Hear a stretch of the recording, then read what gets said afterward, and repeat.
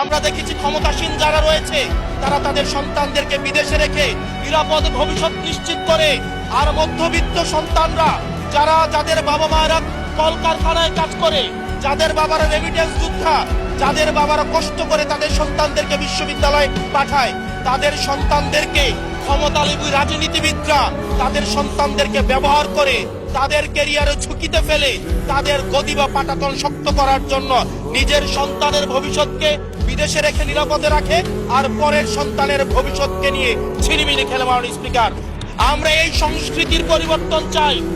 আমরা চাই বিশ্ববিদ্যালয়গুলো শুধুমাত্র নেতা তৈরির হাতিয়ার হবে না।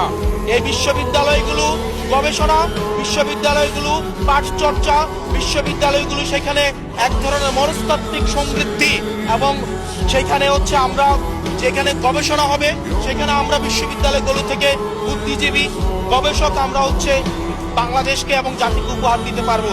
কিন্তু অত্যন্ত দুঃখজনক বিষয়, আজকে বিশ্ববিদ্যালয়গুলো শুধুমাত্র নেতা উৎপাদন করার এক ধরনের বিশেষ সার্কেলে পরিণত হয়েছে। মাননীয় স্পিকার,